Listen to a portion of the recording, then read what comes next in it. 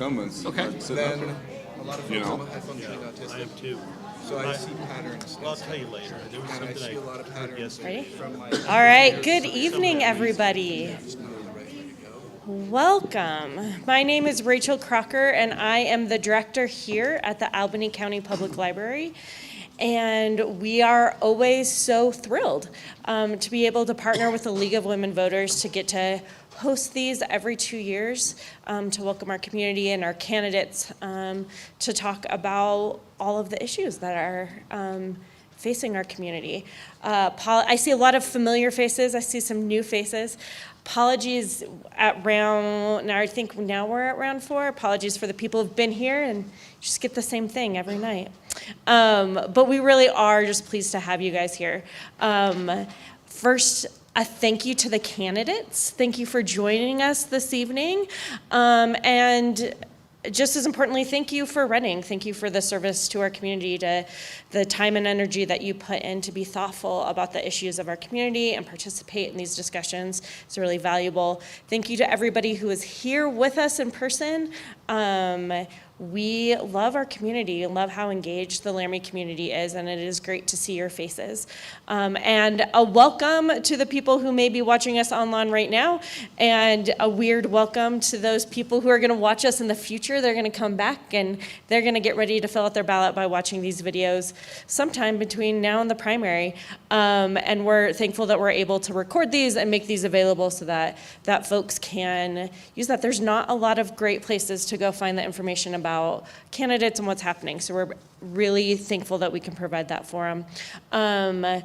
Candidates, just remember to be roughly close to your mic. We can manage sound and things over there, but we just make sure that you're talking somewhere near the direction of the mic so that we're catching you for those online folks, and we'll just wave you down if you're not doing that. We'll make sure we get it. So thank you all, and I'm going to turn it over to Lynn.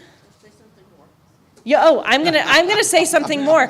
I'm gonna keep vamping. Well, earlier today, because we're a public library, we get to do all the things. And by all the things, I mean literally all the things, because just a mere 4 hours ago, you would have had about 50 kids and 2 trick pigs in this room, and doing math and kicking soccer goals and doing all of the great things.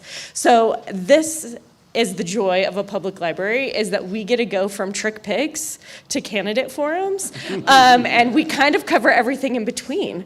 So we are here for all your information needs. I vote for the pigs. Who had the pigs? I know several people that have traded pigs. This was actually a guy out of Castle Rock who came up. Yep, but it was great fun. Was that enough vamping? All right, thank you guys.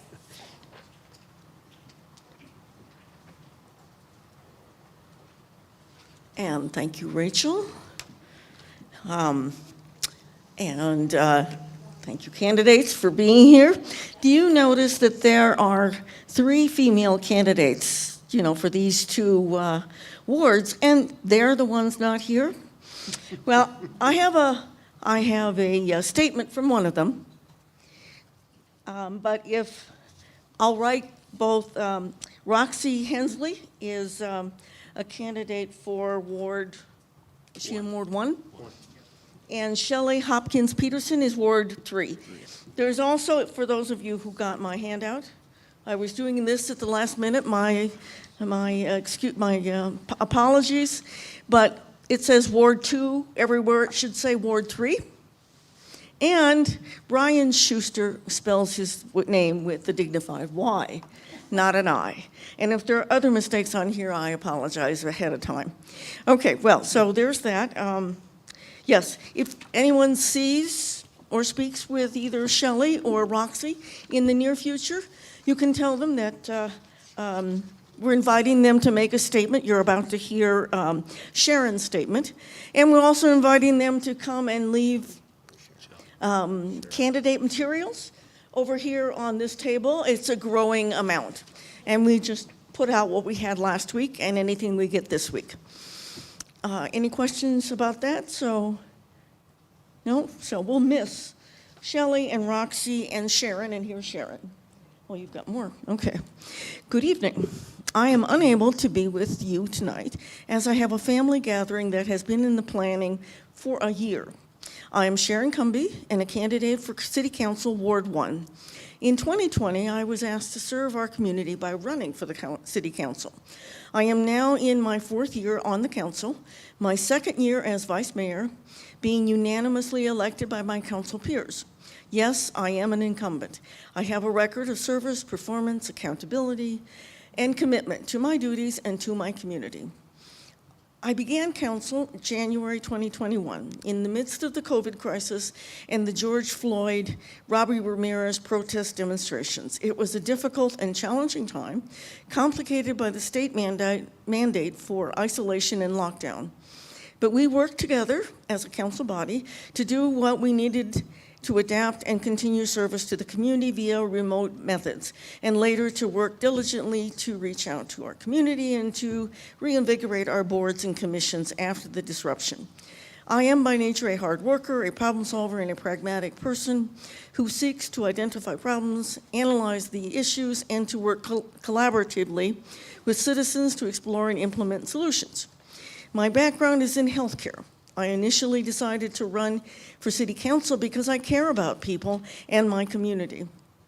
I've learned skills in communication, organization, community engagement, and problem solving from my work and from volunteering.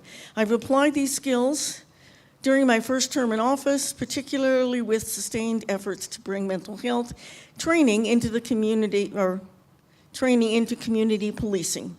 I also advocated and voted for aquifer protection, recycling, and sustainability projects, and re-enter safety. I am committed to meaningful public participation in government decision-making and active engagement within the Laramie community. As a nursing professional, I adhere to standards of prevention and early intervention. I support the proactive approach to city management, including with aquifer protection, sustainability efforts, infrastructure updates, and development, i.e. roads, water, sewer, mental health and crisis services, housing availability and habitation standards, and sustainable economic development. I pledge to continue working for you and to maintain open and authentic communication. I believe honesty, accountability, respect, and kindness should govern our actions as elected officials and as citizens of a democracy. I humbly ask for your vote. And she put out all kinds of issues for you guys, right? Yeah. Okay. Now, questions. As you can see, Katie Morgan in the back there has been coming forward with little bits of paper. Those are questions from the audience. You probably have heard about these things. And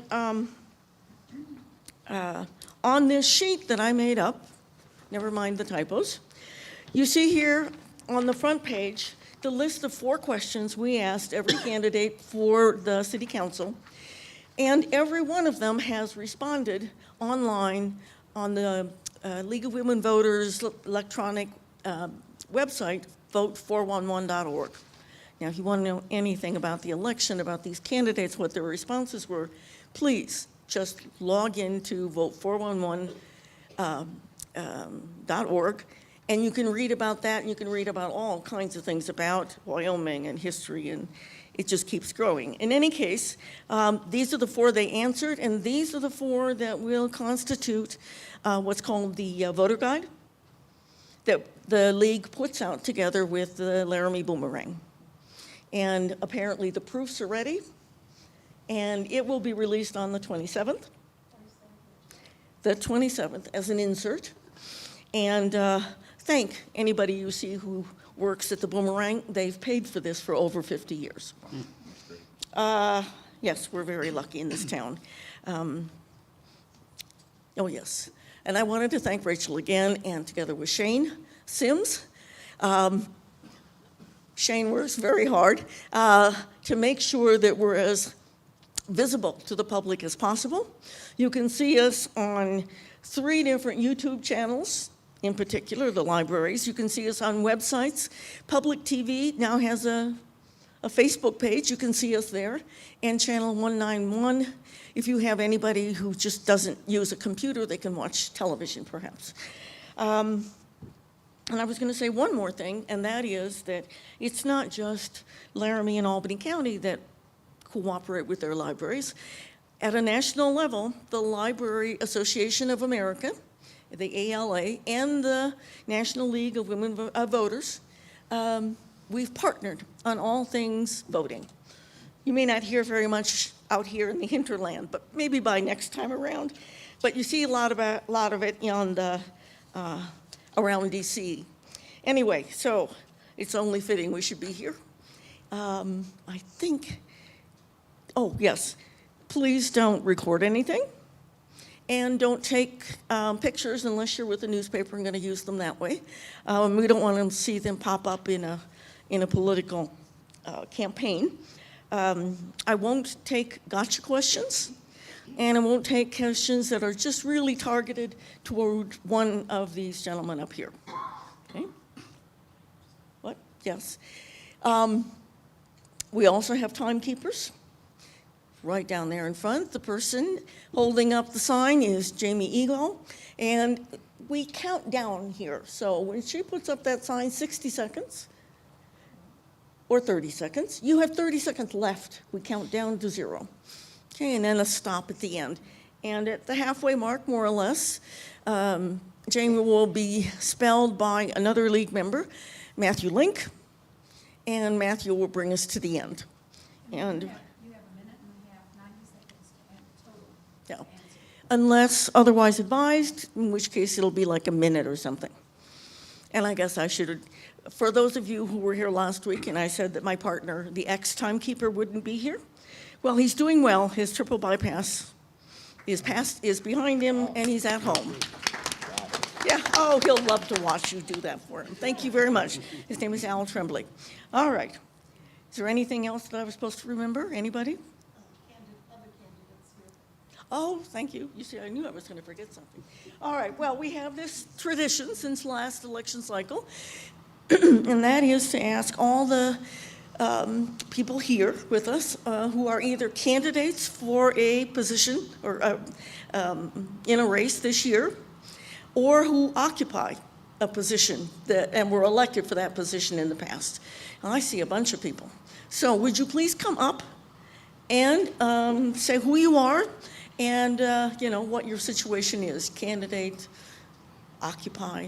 Here we have Melanie, right? Yes. Melanie was here last week. All right. Yeah, I was just here. Hi, everyone. My name is Melanie V. Hill, and I'm running for City Council in Ward 2. Hi, everybody. Jane Pierce, running for City Council, also Ward 2. Hi, Mike Selmer, running for Senate District 10. Hey everyone, Jim Freed, running for City Council in Ward 2. There's a lot of Ward 2 people. Brandon Newman, I'm the current Ward 2 council member. Hi everyone, I'm Sue Ibera, current county commissioner. Erin O'Doherty, I'm Ward 3 City Council. I got 2.5 more years. All right. Well, and just for those of you who were in the audience, we have about the same size. We're almost full again. I counted in the past. It's about 30 people. So welcome, and here we go. I'm going to start with the same question we always do, and that is, in 1 minute, so you don't have the full 90 seconds, in 1 minute, tell us who you are, what you're running for, and then something you think we should know about you. It doesn't, and also your connection to Laramie. How long have you been here? Why did you come? Whatever you can say in 1 minute about yourself. So we'll start at the end with William and come down this way. And then on the other rounds, I'll start with William, and then the next time we'll start with a different person until we get down to Bryan, and then we'll sweep back and start again. All right, so William. Wow. It's so cool to see everyone here. I see a lot of friendly faces and a lot of people turning out for the democratic process, which I think is wonderful. I first want to just thank the League for having us here. It's a privilege, and for the Boomerang. And it's an honor to share the dais with other dedicated Laramie citizens. My name is William Bowling. I'm running for City Council Ward 1. I moved to Laramie here about 3.5 years ago after spending 15 years in the South. I wanted a wonderful place to live with a small town community, and I found it here. I am currently the public programs person for the UW Art Museum, and I am the education director for Relative Theatrics of Laramie, and I run a arts education program in partnership with ACSD1. Thank you very much for having me here today. Thank you, William. Norbert, you're next, I think. Yeah. Would you rather, is that what you want to be called? Norbert? Norbert, yes. Yeah, okay. Yes, Norbert Kriebel. Yeah. So, also, thank you to the League of Women Voters. My name is Norbert Kriebel, not to be confused with the other Norbert here in town. That one's a cat. I've been here since 2017. In my career before moving here, I solved complicated problems for global organizations, structural, process, revenue problems, and government organizations and agencies. Half of that time I was based here in the US. The other half of that time I was based in Europe so that I could be closer to my clients from San Francisco to Singapore. The beginning of that, I was an analyst focusing on primary research. Then I became a consultant doing hands-on work with my clients. And then I became an executive advisor, basically sharing success and failures with executives so that it could be repeated or not repeated. Thank you, Norbert. Since I'm a beekeeper, I'm a gardener, I have 2 dogs, and I enjoy target shooting. Okay, Paul? Thank you. My name is Paul Montoya. Thanks to the League of Women Voters and the library for sponsoring this event. It's always good. I was part of the League of Women Voters when lived in Cheyenne many years ago, and it's always a great organization. I actually got to moderate like you are, and that was a lot of fun. I have never wanted to run for political office. My wife has never wanted me to run for political office. She still doesn't want me to run for political office. I retired from Wyoming Public Radio. My background's always been in radio broadcasting. I retired about a year and a half ago and began attending city council meetings, mainly just to get better acquainted with our city. And in the course of a year and a half, I became very disgruntled at what I found and really dug deep into it. And because of that, I tried to encourage other people to run. I couldn't get them to run, except some of these guys. I respect everybody on this panel here. This is a great group. But it just got to the point where I decided if I wanted to see change, I needed to step up. So that's why I'm running for city council. Thank you. Thanks, Paul. Matt? Thanks for having me, League, and everybody here. I appreciate the invite and the questions for Vote 411. Very thoughtful, and it made me think quite a bit, so thank you. Good. So I've been here since 1988 for the most part. I'm a UW graduate. I got out of UW with a degree in Spanish. I tried to become an FBI agent, and I wasn't smart enough, I guess, as far as native tongue. But I had a great experience going through that process, so I ended up in the automobile business here in town, which most of the community knows me through 25 years of either selling them a car or helping them through the process as a general manager. So got out of that after 25 years, and I decided what was I going to do next, and I wanted to be involved with people, so now people know me as the human being owner. And so we sell caffeine and calories. I have a 5- and 7-year-old daughters, a 28-year-old son, and my wife Davina. She's a gem. She's this weekend she tolerated me for our 19th year of being married. So, and real happy to try to support the community and another option outside of caffeine and calories and cars. Thank you. Okay, thank you. And Bryan. Thank you very much. Thank you, the League of Women Voters. I was counting it up. I think this is the 16th time I've been in this room because I have served 4 terms on city council, ran for State House, did not make it. Little quick story. I'm going to pick on the boomerang. maybe not a good thing, not a bad thing. I was JC Person of the Year a long time ago, and they spelled my name 3 different ways in the same article. So you have nothing on them. I've done 4 terms on city council. I've been on over 20 boards and commissions here. I've really enjoyed being involved with Laramie. My parents moved me here at age 10. I went to Slade. I went to the Civic Center Junior High and the high school that we just tore down. And then I went to a couple of university classes while still in high school, but I finished my degree out of state and came back to help my parents. They had a grocery store here in town for a very long time. And that's it. Stops up. Okay. Well, William, we'll start with you again first, but then next time it'll be Norbert first, and then Paul, et cetera. All right, well, there's almost no overlap in what I've been given here, so let me go for one that I recognize from last week. All right, have you ever taken a formal class in the U.S. and Wyoming Constitution, and when did you last need the U.S. and Wyoming Constitutions? William, it's yours. I have taken formal classes in the U.S. Constitution. I have not taken a formal class in the Wyoming Constitution. This is a master class as we speak.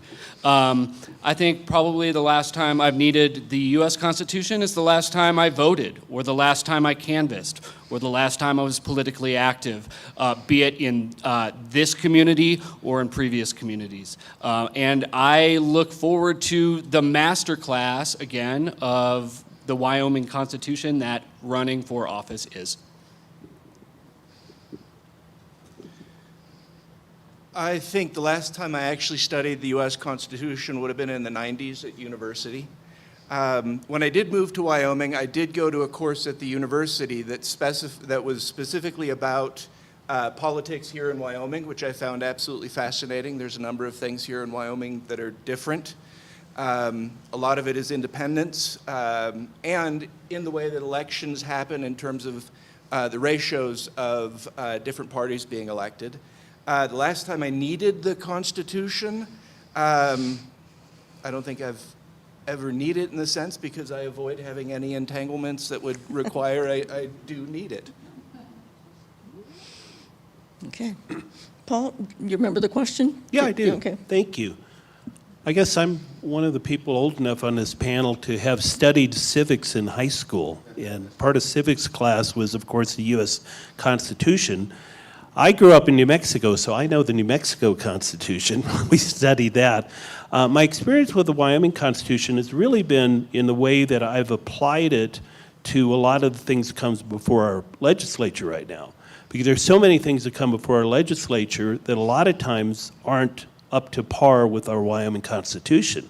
So I always like to see what's been put through by the legislature and see how it's going to hold up. We've got a couple issues right now, as most of you know. I'm a little more focused on Laramie, but I do try to keep track of what's going on in the state.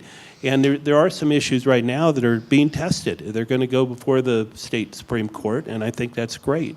As far as recently reading the Constitution, I try to read at least the Constitution every 4th of July, just because it's a great time to remember what this country was founded on. And it's a great way to remember what we're really about as a nation. So that's probably the time that I normally read the U.S. Constitution. Thank you, Paul. And let me just say thank you, candidates, for looking at our audience and not at me. You're doing a great job. Continue. All right. Matt. Well, I'm like Paul, not as old, but so high school, of course, that's with the U.S. government classes we took from a famed teacher back where I'm from, Roger Trenopole. And so that is when probably the last time I had a thorough study of the Constitution. I have not read thoroughly the Wyoming Constitution, but I did take a Wyoming history class when I was in the university here, and it was, you know, I'm from Colorado and Nebraska, so it was quite interesting to hear the history of Wyoming. As far as needing it, I don't believe I've ever needed to apply it. Now, when you look at the news and something's come up and then they talk about the Constitution, of course, I've Googled portions of the Constitution just to keep myself, you know, when people say, well, that's unconstitutional, what do they mean by that? But I can't say I've been a study although I do have a brother that is very versed in it, so I probably should lean on him a little bit. So thanks for the question. Thank you. Just like many people have said here, when I went to high school here in Laramie, yes, we did do a Constitution part. We did do a Wyoming State Constitution part. I have a brother-in-law that's a very great attorney, and he got to appear between the Supreme Court, the United States Supreme Court, and went out there and put something forth and won. And the greatest thing was he took my mom, too, out there, so she was on the White House steps and everything.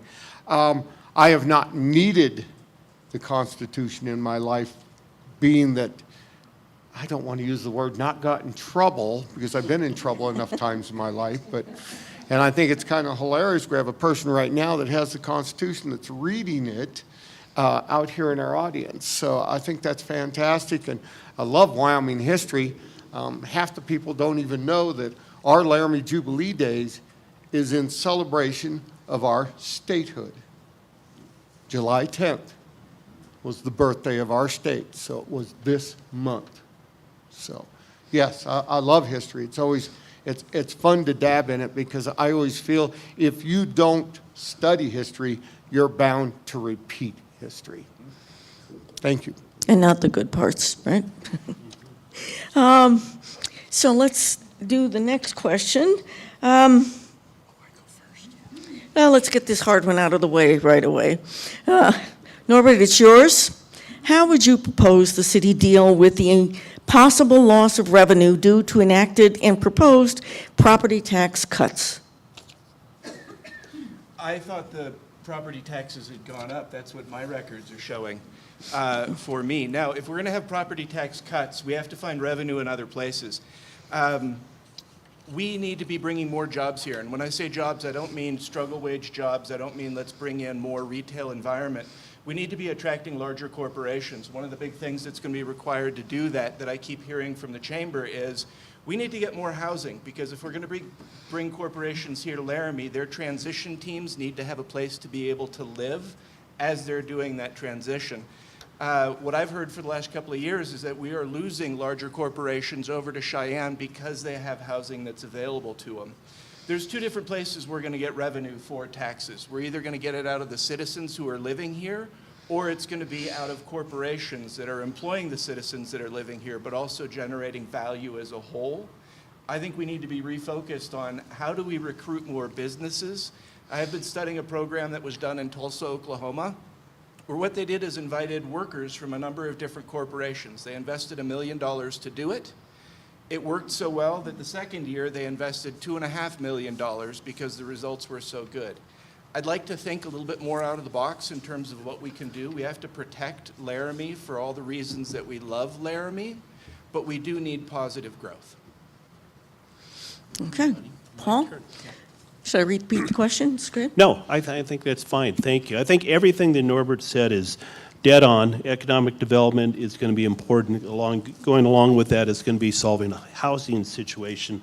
However, most of you that have known me over the last few months, maybe read articles in the paper that I've written and so forth, whereas we could have a loss of revenue due to property taxes. We'll see this next legislature is going to be very telling, I think, in that. What we really need to do is get our spending under control. We're spending as a city like it's going out of style. And a lot of that's due to the fact that we had a few years of COVID money coming in. We had a lot of COVID funds come in, and unlike a lot of cities, we treated a lot of that money as ongoing budget items. And we need to get away from that, and we need to fix the things that are broken. And hopefully during the rest of this forum, we can talk specifically about a lot of those things. But a lot of it has to do with, like the article I read, some of the salaries we have from top-tier people working for the city. We need to get that under control. We need to reconsider our form of government we have in the city right now. And we also need to really consider what's going on with a lot of our other facilities we oversee, like the rec center and the airport, and how we're going to bring those numbers under control. And hopefully at the same time raise revenue through ways like Norbert just pointed out, And if we can do that, we're going to have a very stable situation. So I'd like to at least first look at our budget and see what we need to do to get it under control. Thanks, Paul. Thank you, Matt. So I'm going to jump on Norbert's back here because he and I have discussed this quite a bit. And he and I are eye to eye, and Paul and I have had discussions about bringing more people to town, but you have to have good jobs. We as a community rely on University of Wyoming, and that's not a bad thing. There's about 6,400 jobs there. But my business and many others, we live and die by UW. So people ask, how's a human being doing this summer? Well, not as good as it does during the school year, right? And we try to rely on tourism. Well, what we need to do is instead of having these $600,000, $700,000, $800,000 homes, we need to help these developers and these contractors who I've sat and visited with their infrastructure costs so they can start building $300,000 and $400,000 and $500,000 homes. I know several people, some in this room, that can't even afford to buy a house in this town, and they have great paying jobs. And so that's the American dream. And if we want to grow this town, they got to be able to buy a house. That's how you create more property tax. I don't know, my property taxes didn't go down. I look at them every year, so I don't know where that's coming from, but personally mine have gone up. So this could take a 20, 30-minute answer, and I've got, 30 seconds left? So we've got to work to find a way to help developers build homes and get industry attracted, and they need homes to live in, the transition teams and whatnot, and that way we can create more income for this town in a lot of different avenues. Thank you. What everybody said is correct, but let's start it here from square one. We were doing what was called a north side tank project. We had a well, we had rights to cross property lines to start filling a tank. And then all of a sudden, we didn't get that well. It got taken away from us by UW. And we had to go and now find a new well, and we have one. So they have slowed down the building process on the north side of town because we didn't have enough water to put to a house. And this is all over the nation. If you can't prove your subdivision has water and firefighter water, you're not allowed to build. So we're struggling on that. But it's almost completed now again to where we can say, go for guns on the north side. We have a big housing project going on, built right now on Spring Creek. You'll see backhoes out there. There's one out in West Laramie off of Colorado. So I agree on this. A lot of our revenue, people are shocked to find out, is on your sales tax. We get the fifth and sixth penny. The sixth penny is reserved for projects. We get most of the fourth. So the more sales we can have, the new brand new home goods, or not home goods, but home base store that just came in, we're going to get a portion of all that revenue. Thank you. And William, I think it's your turn. I am not a property owner. I'm a renter. I'm one of the 54% of us here that does rent. However, I mean, the property taxes are really, it's an important issue for a lot of people here. It's like 8 mils, I think. And if we place caps on that or valuations or cuts, then revenue is going to go down. And the fact of the matter is that the people that are hurt the most through property tax increases are the poorest among us. You know, it's homeowners on fixed incomes, for example. People who maybe bought their home 40 years ago and are now living on Social Security. So if we cut property taxes across the board, that might be good for them in terms of their tax bill, but at the same time, crucial social services that those same people rely on will also be cut. So there's a terrible catch-22 here. I think that the most responsible approach here is that to consider targeted property tax relief to those for whom it would make the most difference. Not across the board cuts, but also understanding that that same cut will impact low income homeowners. Thank you, William. All right, well, of all the places that connect to what you all have talked about, I've picked the rec center. I got started in advocacy here in this town with the rec center. So, can you all address the financial situation of the community rec center? I understand that they want to raise rates. Paul, are you the start this time? I'll start by saying they already have it raised rates. That was approved at a city council meeting, Bryan, about 3 weeks ago or so. So the rates are going up. Rates aren't going to do it, though. Oh, hold on, this is about the rec center. Rec center. Okay. The rec center Go ahead. rates have gone up. Okay. Member rates have gone up. So start my time over again, please. Thank you. Sorry. Rec center is a big issue for me. Rec center is in trouble now. I love our rec center. My wife and I use it. My wife does water aerobics. It's really been in disarray for the last year. A hot tub hasn't worked for many times. They've refaced a pool using 6-penny tax money and so forth. If you recall, the rec center started around 2003. It was a 6-penny tax project. The idea was that the money would be raised to build the rec center, and there would also be an endowment put in to handle the maintenance. It was a $2 million endowment that was done. Also at the time, the way it was set up is that 20% of the money needed to operate the rec center would come from the city, and 80% would come from membership. Well, over the last few years, this is the way it's flip-flopped. In 2018, from general funds, $211,645 was given to rec center. Now in 2024, the number is $1.2 million. This is turned upside down. It's something that is not sustainable for our community, and it's something that has to be addressed. I don't want to see the rec center go away, but there's no way we're going to be able to continue to sustain a $1.2 million subsidy. User fees have increased over time, but user fees can't keep up. We've got problems with getting people to use rec center. I think administratively we need to look at the facility and see what we need to bolster membership and get it back up. It's going to be a tough one, though. It's some tough decisions. Thank you, Paul. Matt, it's yours. Want to hear the question again? Nope, I'm good. Okay. Thank you very much. This is kind of correlated to a question I asked on my social media page the other day, and it was kind of geared towards youth sports facilities, but it kind of went towards the rec center and how they had lack of availability to use. The hours were horrible. These kids couldn't do different programs. I mean, the list goes on, and you'd have to go onto my page to read these responses.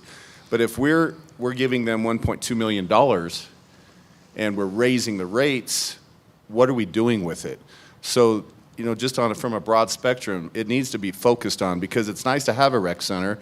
When we went to go build it in 2003, it was to encourage people to move here. It's another aspect of, hey, you want to come to Laramie because we have this beautiful rec center.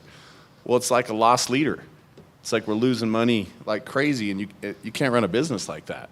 I mean, if it was a private business, it would have been out of business a long time ago. And I couldn't run my business like that. So we got to figure that out too. I don't have all the answers for it, but it is a huge issue facing the city of Laramie, and I'm looking forward to helping with that issue. Thank you. Thank you. Bryan, I look forward to your answer. I was on city council in 2003. I went and broke ground on it. We had a lot of things going on, and yes, we funded it a lot with the 6-penny tax. We also had the rec mill was putting in so much a year to maintain the pool. So we had rec mill money coming in, and when it first started, when it was in its heyday, its first 10, 12 years, it was making 85% of its own payments. And then we had a really bad thing happen to the entire United States. COVID hit. And it killed it. And we've never gotten it back. I still see people out in town here wearing masks that would never, ever consider going to the rec center just because of that. But I've talked to several people. The rec center is one of the safest places. Why? Because of the chlorine in the pool. It very much kicks COVID's butt. I like that. So in most of the water aerobics, I have it. I am hoping that we slowly come back to where we're paying for most of it. Yes, we're paying out a lot right now. I don't want to give up the rec center. I like it here in town, but I'm not sure what the answer is until we get people to feel safe out in the current public. Every night when my students are done, the last 20 seconds or 20 minutes, they have to get out of their desk, put everything down, and we Lysol every desk there. Trying to show we're trying to keep healthy. Thank you, Bryan. William?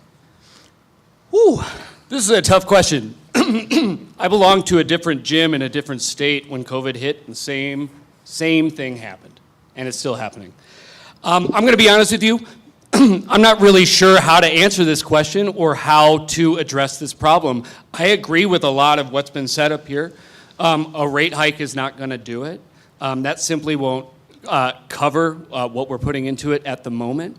And at the same time, I am someone who believes very deeply in the philosophy of public amenities and public services. Where else in Laramie are you going to go swimming? Okay? And I think it's a really valuable community asset. How we solve that problem, there is not a golden egg solution to this. And I don't have one for you here today, but I do look forward to sort of the creative problem-solving challenge that goes into looking into this issue and to doing it in communication and conversation with community stakeholders. Thank you. Thank you. Norbert?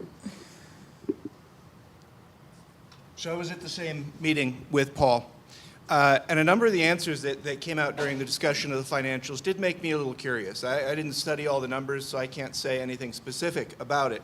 Here's what I can say. When I did first move here, I wanted to go, and I thought, hey, I want to have a membership there. And then I looked at the hours of opening and what was available, and I thought, there's no way that this is going to fit in here. This is trying to keyhole very specific times. Since that time, I've heard a number of different people. These are individuals, their families, who have said the exact same thing. Their ability to actually use the facilities is very narrowly focused. And if you are, as in one case, a single mom, or if you are a family with multiple kids, it's difficult to find a time slot that works there. Now, I understand the argument about health concerns. I'm not seeing as many masks around, and I think a lot of that has gone the wayside. I may be incorrect on that. But I do feel that if you're offering a good product to a community our size, people will go.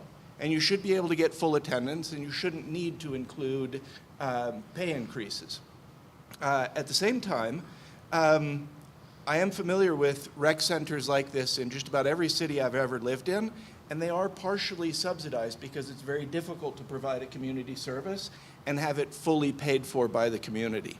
I think there's some answers in there. I think there's some efficiencies that can be done, and I think what we have to do is work backwards from the population of people who actually want to pay to use the facility, as opposed to the internal processes that provide the facility. Thank you, Norbert. Okay, well, I'm going to ask, what? Okay, sorry, thank you. This is Matthew. Oh no, I can't see you. I'm out of time.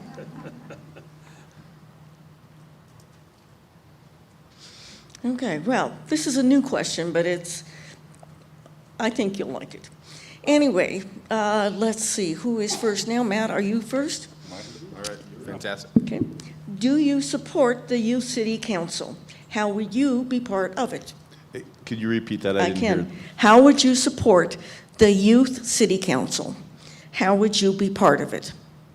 Oh, I'd offer my time. I think getting youth involved early in anything is fantastic. They need to learn the process. I think today's youth want to be more involved than ever. I'm amazed, even at my 5- and 7-year-olds, some of the things that come out of their mouths on a day-to-day basis, and they're way smarter than I was at 5 and 7 years old. So we have to encourage involvement in government classes and 4-H, Youth City Council. So as far as being involved in it, I would put my name out there to say, hey, I'd love to be involved. How can I help? Lead by example. They could probably teach me a thing or two also. So, of course, yes, the more you get youth involved, they're the future, right? So we have to have them involved, yes. Thank you. Thank you. When we have our first night on council, any people that are elected here, you will be put on a board or a commission. One of those commissions is the Youth City Council.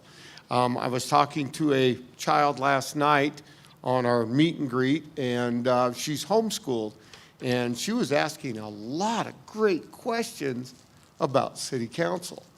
And I said, you need to, when you get into the high school, you need to get on this youth city council, because even though they're homeschooled, they are welcome to participate in any club and organization.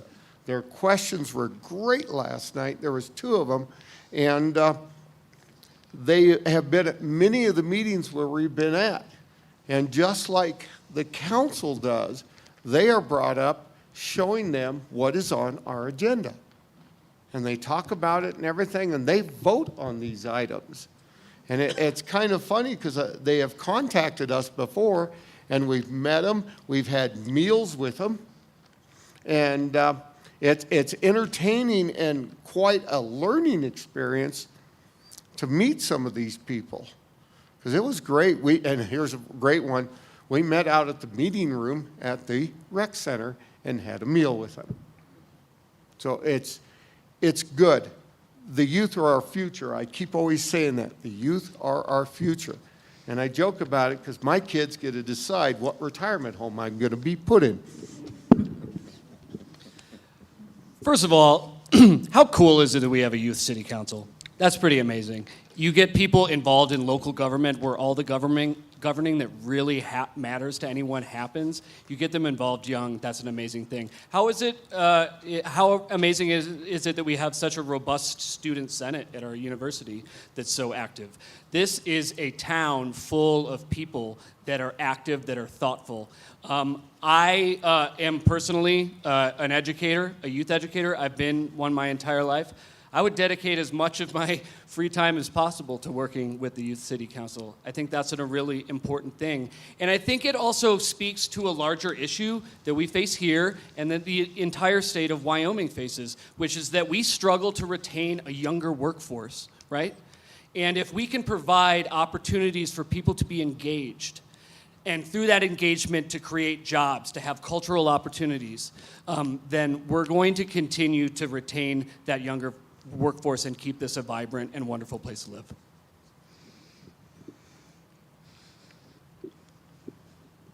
Yes and yes.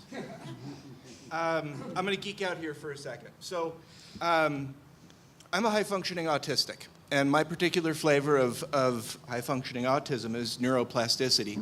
My brain doesn't accept that this is the way we always do it. This is the way the rules are. These are the way it happens. My brain just keeps thinking, well, what if we did this, or what if we did that? Neuroplasticity is exactly what exists in children. They haven't come to the point where they say, oh no, this is the way the world is. They're imagining things all the time, and they're inventing things. I think Lemonade Day that we have here is one of the most phenomenal events. When you see the creativity, the ideas that are coming out of these kids, heck yeah. As for actual involvement in working with kids and their perspectives on a city and how a city should be run in city council, heck yeah. Norbert is much smarter than I am.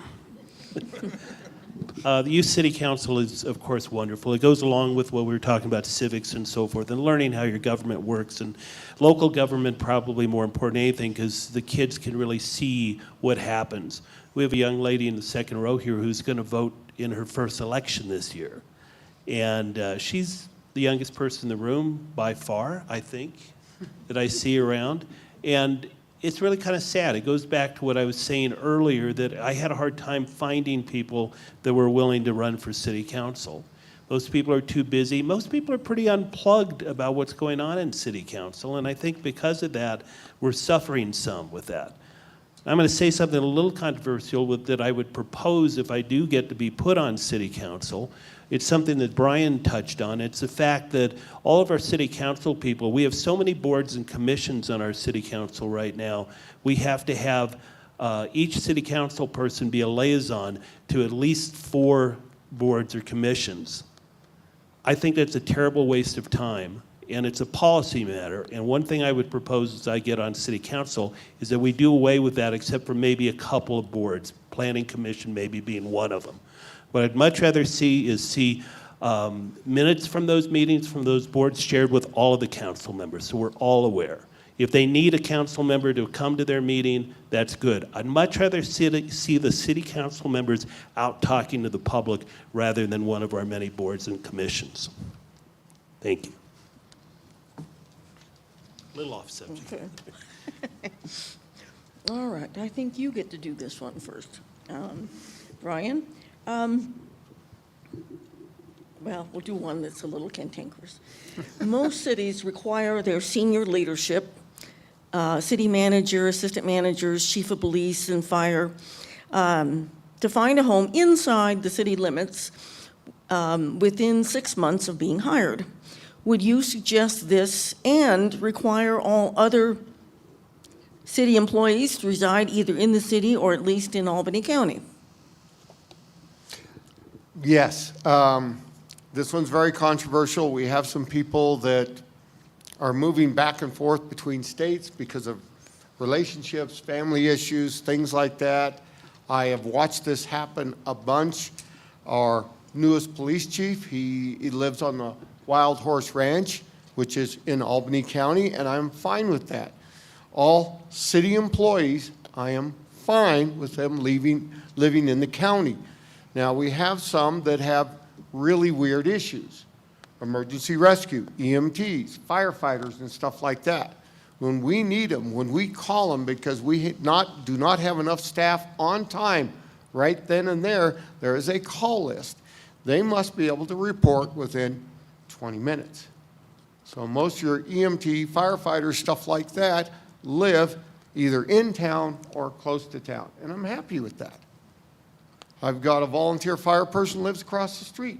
He just went out and did national wildline fires, what do you want to call it? He was 2 states away. There's a lot of places that have issues. It's nice that we can get some volunteers to do that. But yes, I agree, at least in the county, us as ward people, we got to be in our ward. We got to be exactly where we're supposed to be. So yeah. This is interesting. This is not a question that I had considered before. I think there's a lot of value in the fact that our lead administrators and the people that are most valuable to the functioning of our everyday government are also citizens of that place and work in that place. I understand that there can be extenuating circumstances. So I think it's more of a value statement less of a policy statement. I think that we live in a place that's geographically vast, right? So making a stipulation between city limits and county limits does not make sense to me.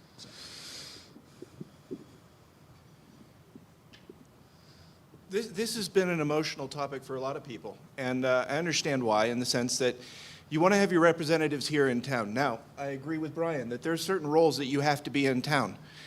If you're in the fire department, if you're an EMT, I mean, you can't be commuting half an hour to get here. You can't be commuting 2 hours to get here. That's an important thing. I think they were called essential workers a couple of years ago. Now, part of what allowed me to operate internationally was I was an early telecommuter. I mean, we got these laptops back when I was younger, and they were big bricks, but you could operate remotely. The only measure was, are you doing what you need to be doing, and are you performing well? There should be an expectation that if you have the luxury of being able to work somewhere separately, you should be working a little bit harder. You should be performing a little bit better. I think if that's the case, and generally anybody who's going to be able to work from a remote location is going to feel, hey, this is great, I can work here, they will tend to perform more. There has to be that measurement in place that says, if you're remote or if you're local, it doesn't really matter. What is your performance? Are you getting the things done? Are you increasing the value of our city? Are you adding value to our citizens? If the answers to that are yes, I don't care where you are. Get the job done.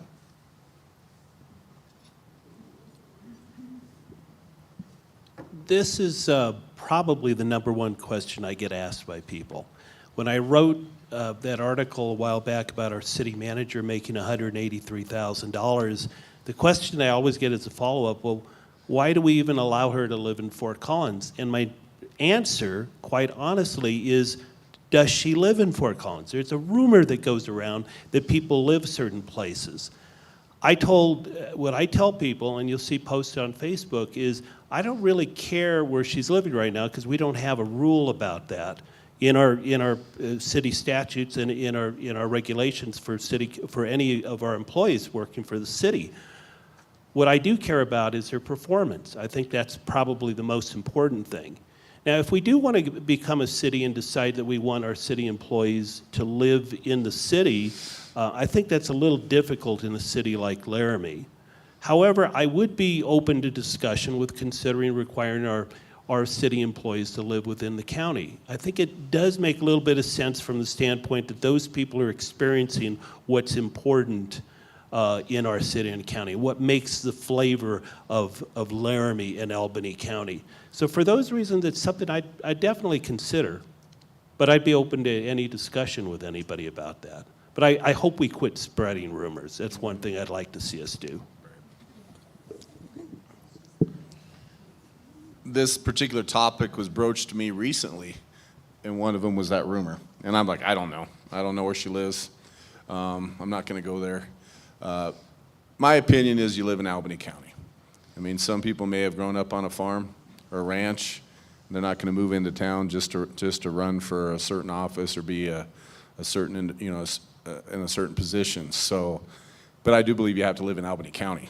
Now, but there's that catch-22. If I want to run for city council, I got to live in the city, right? So then we've got that. So, and then we have the county people saying, well, why can't I run for city council? I've gotten that one too. So there's a lot of back and forth on this.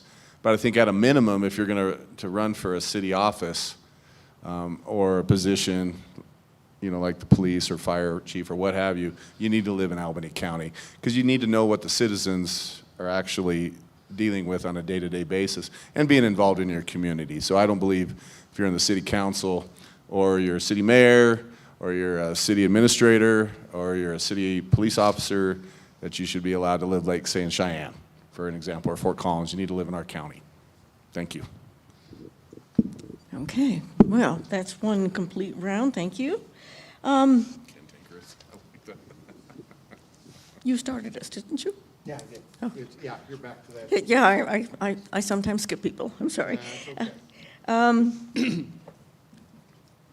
Well, here's a question that maybe you can answer quickly.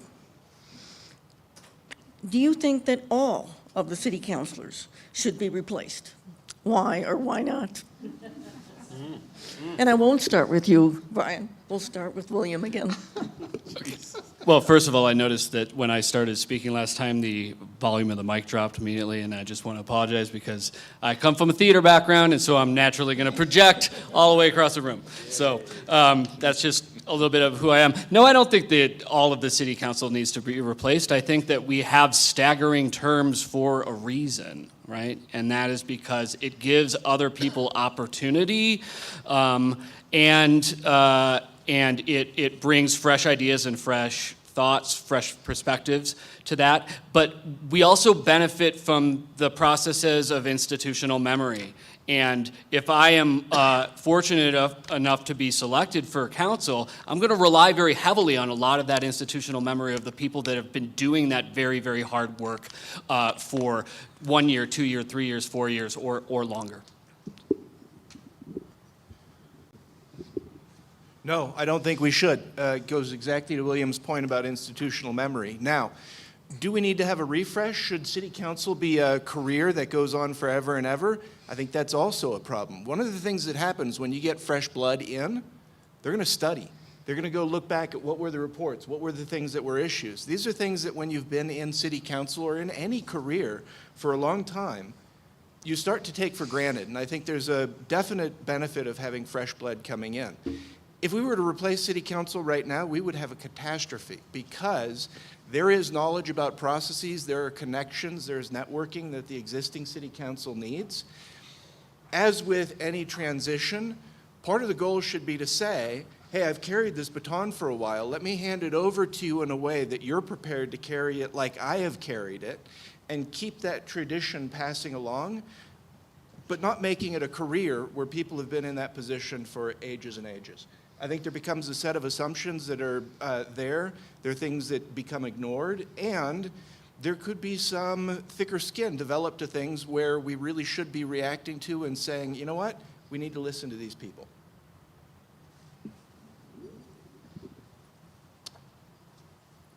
Okay, I'm going to be very honest. A lot of the people on city council, almost all of the people on city council, I really love and respect as people. I think they're great people. Some of them I've worked with in my jobs in the past, and I consider them friends. We have 5 openings for city council, and I'll be very honest, I'd like to see all 5 positions be filled with people that have not been on city council. Like Norbert just said, we need a fresh insight, we need a restart. Looking at our budgets, looking at our procedures, we have a broken city right now.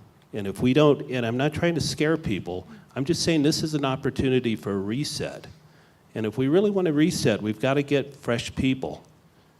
My slogan for this part of the segment is friends don't let friends vote for incumbents. Please, let's get some fresh people on city council. Thank you. Is that on your social media page too? It will be tomorrow. So I do like that it's staggered and not everybody is getting replaced at the same time, because I've talked to a few current city council members and I appreciate their feedback and their knowledge. And if I do get elected, I'm going to rely on it even more, right? So, and this is no dig at Bryan because he's done a lot of great stuff for the community through the different boards and the commissions and all that he's been here. But I do think there needs to be term limits. So I don't think someone needs to, 20 years ago still be, come back and be on city council again. I think that we need to be able to have, whether it's 1 term, 2 terms, or what have you. Because how many of us complain about Washington and how many they don't have term limits, and you have career politicians. So I don't think we need career politicians in town either. I think, 1 or 2 terms, and let's move on to someone else with some fresh ideas. And, and their situations are going to be different than ours. 10 years from now, everything changes, culture changes, things of that needs change. So we need some fresh, I almost said fresh blood. We need some fresh people, fresh ideas. I bring some ideas that maybe someone else didn't, but I do want to rely on some people that have been there for a while too. So thank you. Thank you. Now, Bryan. Thank you. Yeah, I'm not like Washington. I've not become a millionaire by being in politics. If it was, it'd be different. Although, yes, there hasn't been, probably every about 10th meeting, somebody will say to me, have we tried that before? How did it turn out? Because a lot of times, and I said it earlier, if you don't study history, you're bound to repeat it. I've seen several things we have tried several times, and I'm going, why? It didn't work the first 3 times. Why are we going to try this again? So my biggest thing is, yes, try to keep an open mind. Talk to a lot of people. We used to have a 5th Tuesday thing where we opened up at a place across town, and people would come in and talk to me. They're not doing it anymore. And the reason they said was a lot of people weren't showing up anymore. I always had people show up to mine. I had several counselors that would say, can we come to yours? During COVID, I remember meeting at the band shell, so we had plenty of room so people could bring ideas. And that's one of the biggest things. I will, even if I have to rent the place, I am going to start 5th Tuesday again. Because I know people will show up. Maybe my ward was different, but I am welcome to new ideas. And the other thing is, be there. I missed 4 meetings in 16 years. Okay, well, thank you. And some of Bryan's comments dovetail with this orange question. All right, well, this person has done some background work. And it's a little prescriptive. Cities with 9 council members include Detroit, population 912,000, Seattle, population 600,000, Pittsburgh, population 340,000. Cities of the size of Miami, Florida, population 420,000, 1,000 have 5 members of council. Now got the question. Would you support a lean 5-member council with 3 at large and 1 east and west wards? No. Very simple reason behind this, and this goes to what Bryan had just talked about. We used to do 5th Tuesdays. We used to, every 2 years, do a citywide survey of citizens. We haven't done a 5th Tuesday since 2002, and we haven't done a citywide survey since 2019, which was a while ago. I think one of the key things, and this may touch on to what Paul had talked about in terms of having fewer interactions on boards, I think one of the things that should be coming out of a larger city council like the one we have is far more citizenship interaction. We shouldn't be surprised by some activity happening and wondering, well, gee, why aren't citizens excited about this topic that we're bringing up? When it would have just taken a handful of conversations to ask citizens and discover they never wanted this thing in the first place. So maybe we are a little top-heavy in terms of more city council, but the question is what are we doing with the city council, and what more could we be doing with the city council in terms of direct interaction with citizens? I've seen a number of factors, a number of things happen, anything from the downtown facade program to the apartment complex that was down there, where we could have avoided a lot of resources being put into projects and doing planning, the one-way couplets downtown. If one-way couplets were great, Walmart would have one-way shopping aisles. They put more money into studying how commerce works with traffic. So I think what we should be doing is using the city council to get much more direct interaction with citizens. Thank you. Well said, Norbert. Thank you. I like that. I think most people I've talked to feel the same way Norbert does. I think the idea of 7 city council people is a good one. As many of you know, I also feel that having a mayor is also a good thing, and it's something that we need to consider as a city too. It'd be a big step. It'd be a two-year process if we went that direction. So there's a lot of things that way. I think the number is a good number. I've often told people we lived in the county at one point, and I think county commission, quite honestly, is really lacking. I think having 3 county commissioners is difficult. I'd much rather see 3 county commissioners at large and then see 1 for the western part of the county and 1 for the eastern part of the county named. So I'd love to see that happen. I think more is better in that case. I think you can go overboard. The idea of interaction with the citizens of Laramie, with the residents of Laramie, is terribly important, though, as Norbert pointed out, and I'm sure everyone at this table will. We don't have that right now. Quite honestly, I've tried to talk individually to certain city council members and not really gotten much response. Maybe a quick sit down in a McDonald's or something, and then, kind of just blow me off. And I know a lot of that's because so many of them have done it so many years. I think they're just tired of people always coming up to them. I think some cities do Friday coffees with residents where certain city council people go out and meet for coffee at a coffee establishment. I don't know where that might be. Not at yours, I guess. But I think there's other options. I'd love to see twice a year a large town hall meeting, maybe at the Griffin Theater, maybe outside or something like that, where we can all gather together and share ideas and exchange ideas. More on that in the future. Thanks, Paul. I don't know what the magic number is. I do like 9. I mean, that's what we have. So, but Norbert touched on it, is transparency and being able to be talked to, and then us being able to give ideas to the community. I think the main thing that we owe our community if we're elected is we're out in the community showing them what the issues are. I would pay attention from time to time. If I read the paper and there was something important, I'd get involved. But I got to tell you, what made me want to do this was the whole stencil deal, because we found out about this with not a lot of notice.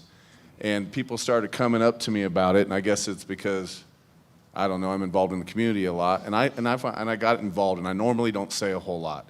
But I got involved, and 6 out of 9 council members listened to the community, and 3 didn't. And so I think we need to be able to get that information out to the community as council members way sooner than 2 meetings before we vote on something. And I think we also need to, if we need to even take longer on something, we take longer, because the way you solve problems is you find a need and fill it. Well, the find the need is, it doesn't matter what my opinion is, it matters what the community says. So if we are out there with the community finding out what they believe and want, that's our job to make that come to fruition. Thank you. I do like 9. It's difficult sometimes. I joke about it. Most people have seen Star Trek, and when the Borg it was a continuum. And somebody says, how did it feel? And I said, I was one of 9. And sometimes that happened.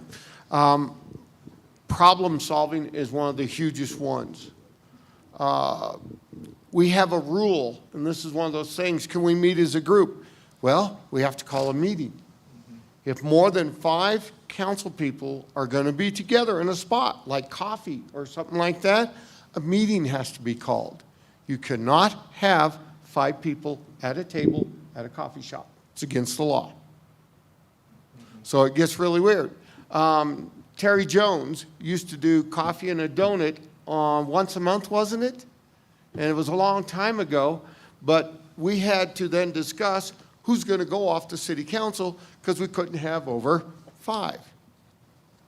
So it gets really goofy. Do I like our ward meetings? Yes, I always had people there.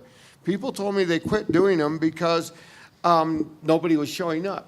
Well, okay, well then maybe in your ward they're not as worried about it, because I have heard that.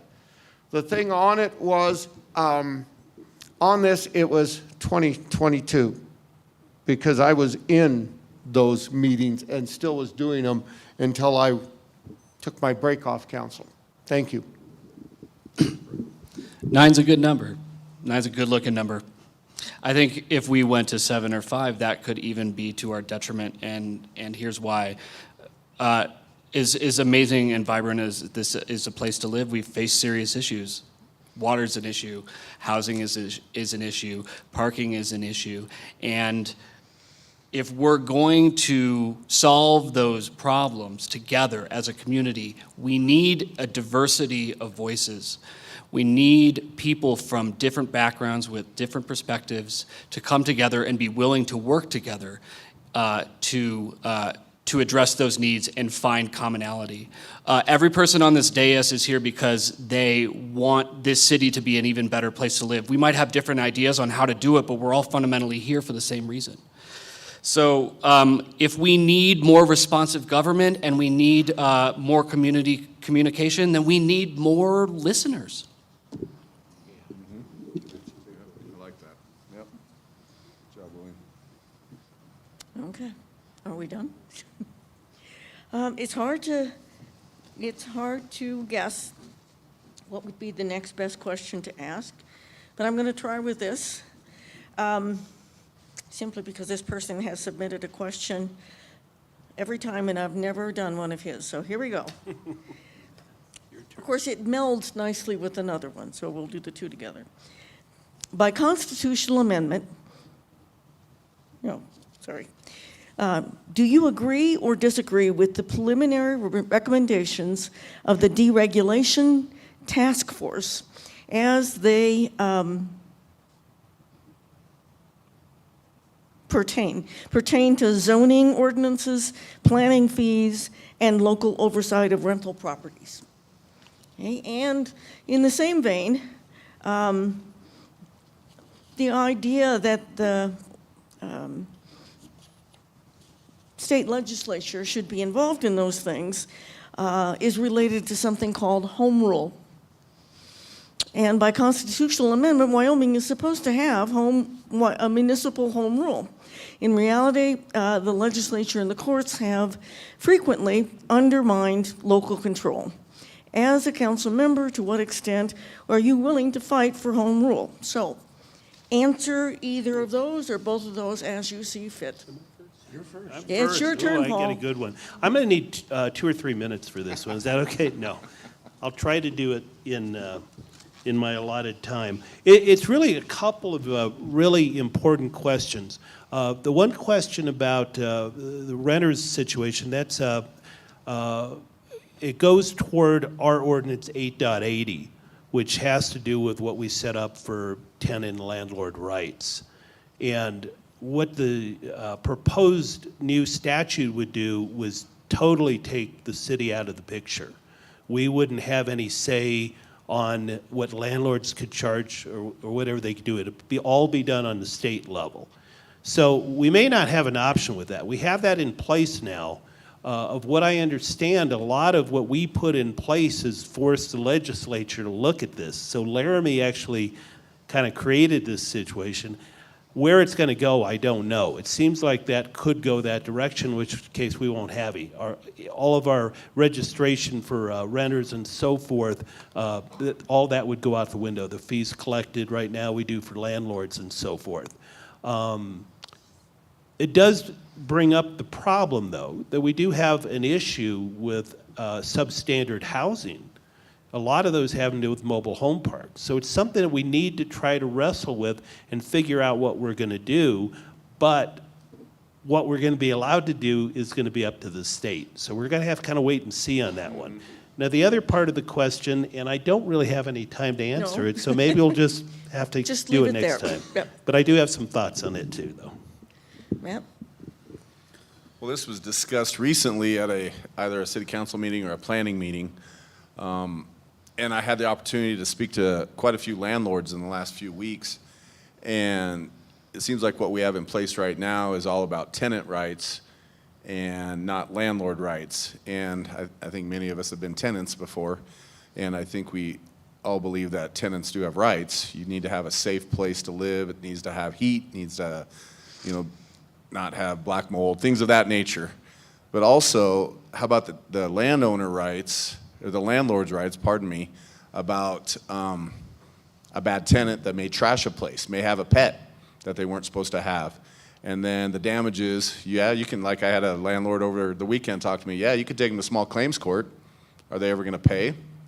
Maybe you have $2,000 or $3,000 that you have to get back, and then they don't ever pay you, and then they go to buy a car in 10 years and find out, hey, I have this on my credit. Are they gonna pay then?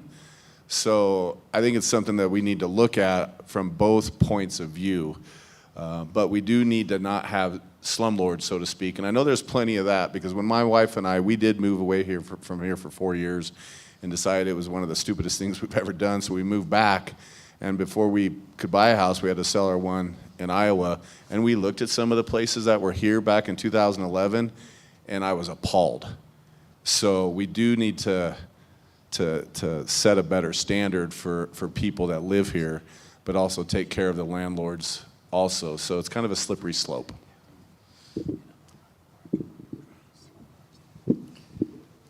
Wow, what a loaded question. My wife was here, she'd be chuckling because our next door neighbor is a house for rent. And the man who was there is now in jail. And he did trash that house something terrible. It's been 3 months and they finally now have a renter in it after a repainting and repairing and everything like that. So just like you said, it goes both ways. Do we have some terrible landlords in this town? Oh, yes. They call them slumlords. There's a nickname for them.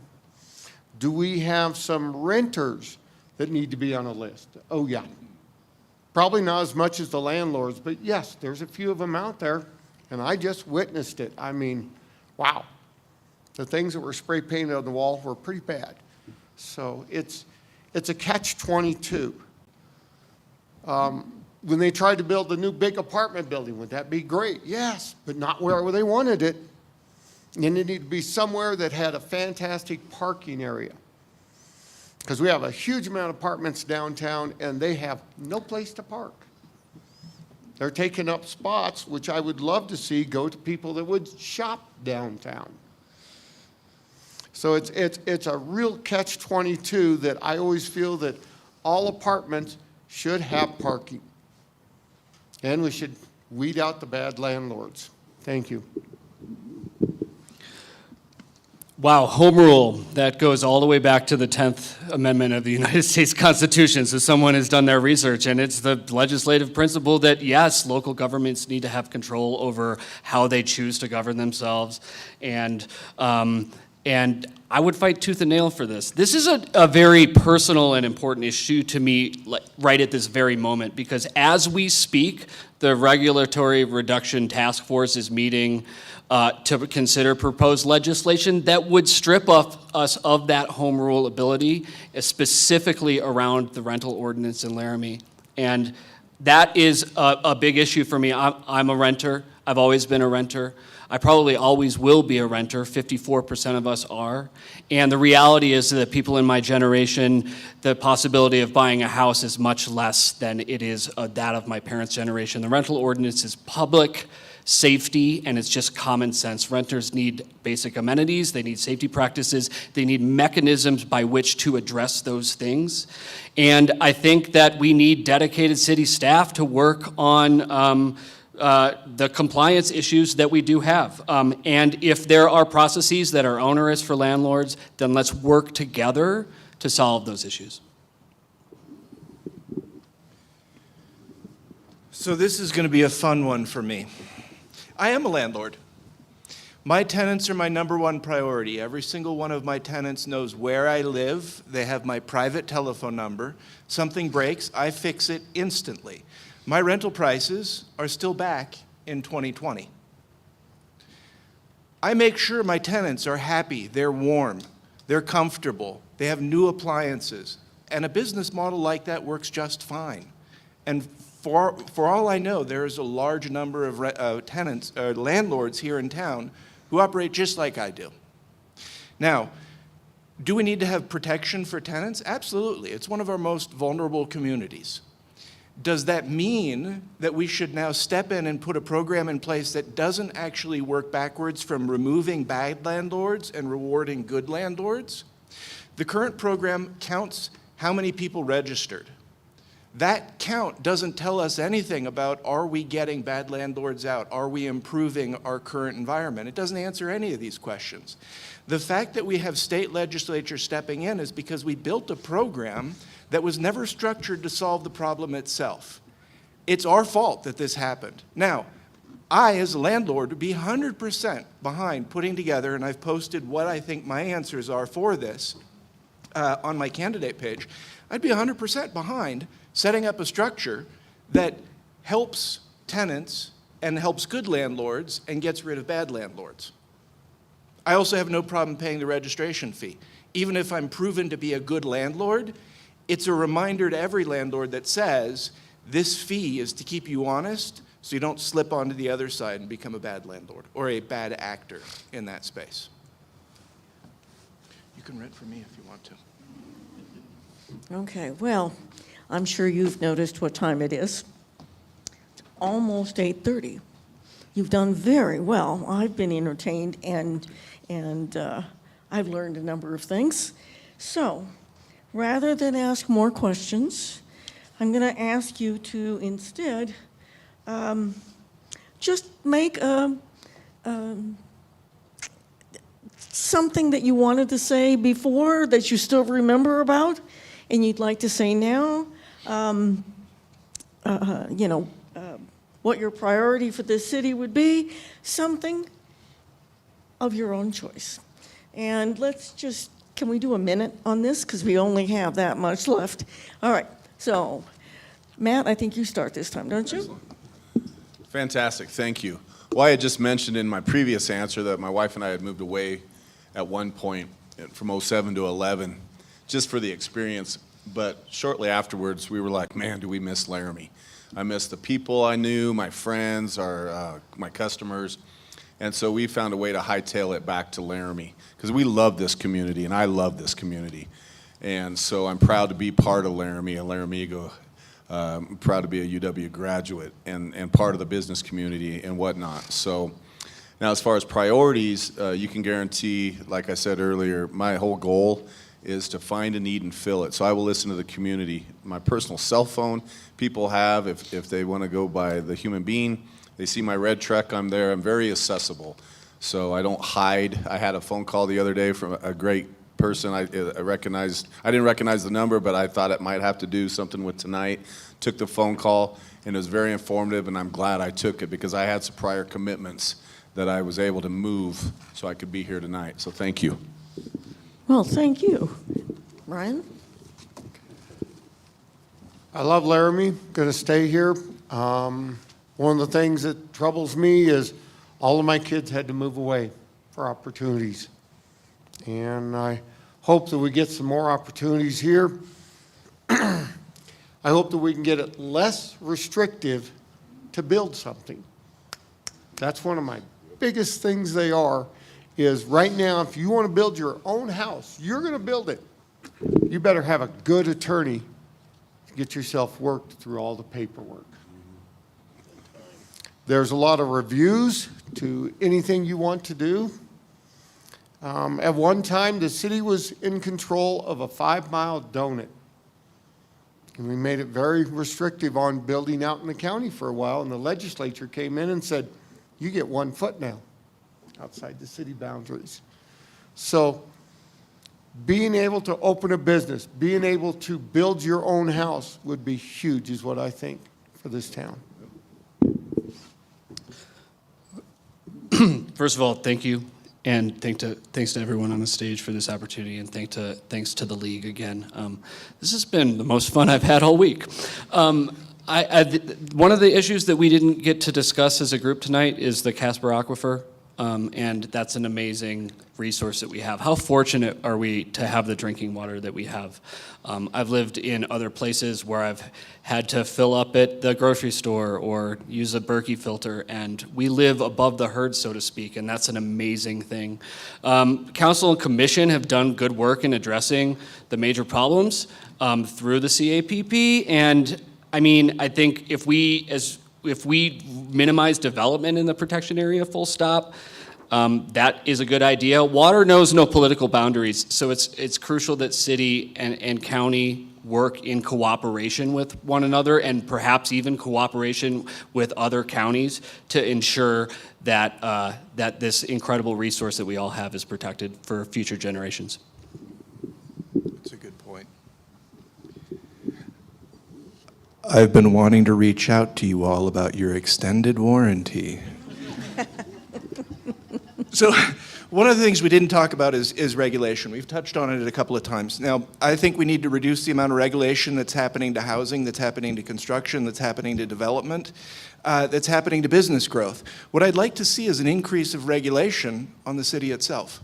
One of the things that I think is spectacular, and I don't know if you all have seen it, but the report that comes out from the police department and recently has been coming out from the sheriff's department, you get excellent numbers. How many instances happened?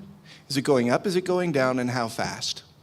I'd like to be able to look at, and I've got a copy here of the current set of goals. It's a PDF document that nothing happens. I'd like to be able to click on one of these links and have a dashboard of exactly where we are on here. Who proposed this goal? Who's in charge of who's going to be accountable for the goal? Who's going to be responsible to make sure it gets done? What are the performance metrics we're looking at? Where are we in terms of that performance? We should be able to have that for housing, for construction, for business development. We should be able to have this for multiple different areas of city performance. I think just by doing that, we would increase the amount of innovation that's happening within the city and get a lot of ideas from the community itself about, hey, what if we did it this way? Norbert, you just saved me 30 seconds. Thank you. That's wonderful. This is a great group of guys up here. I really admire them. There's some great insight. I appreciate the League of Women Voters and the library for sponsoring this. This is important. I'm just going to read through my issues that I see as top issues to kind of close with. Number one is financial responsibilities for the city, promoting efficiency and accountability in our spending in the city. Government transparency, what we've talked about, community involvement in decision-making. Neighborhood infrastructure improvements. We didn't even touch on the 10% roads that are unpaved and the situation with infrastructure in the city. Economic development, what we need to do to attract and retain businesses by cutting regulation. And aging and senior services. We have sidewalks that our seniors and people with disabilities can't walk on. We need to solve those issues. Those are the key issues we need to start with, and then we can branch out from that. But getting the city under control is important. And I'll just close with paulmontoya.com, and friends don't let friends vote for incumbents. Thank you. All right. Well, thank you very much, gentlemen. You are a good bunch of guys. Thank Yeah. you.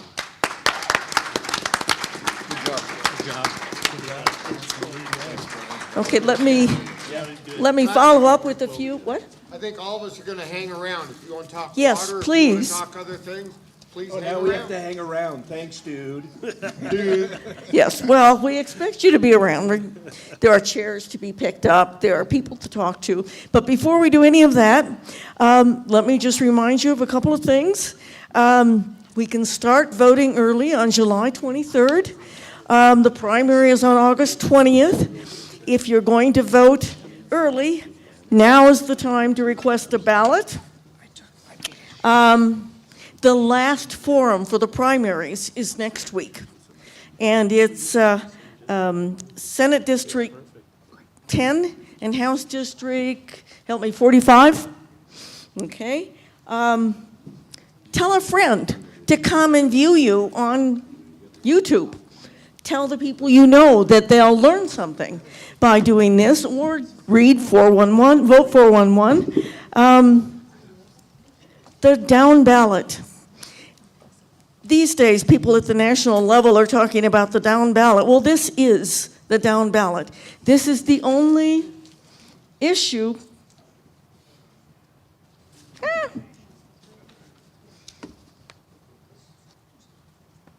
I'm sorry, I got it mixed up. Next week, we've already had June 27th was House District 45 and the Senate District 10. Next week, are you laughing at me, Bryan? House Districts 13, 14, and 46. My apologies to all those people, but it's sure to be a wonderful way to close out our season. All right, so tell those friends to look and watch. Down ballot, this is the only office that everybody can vote on, no matter what your party, right? Because this is a nonpartisan group. So remember that. And what else? Oh, and if any of you are looking for a civic thing to do, maybe just from time to time, we welcome membership. We have male and female members. If you're a full-time student, you just have to sign up. There are no dues for you. Anyway, I invite you to join us either as a league member or here next week. So thank you again, and thanks to the library. Let's have a good evening. That was fun. That was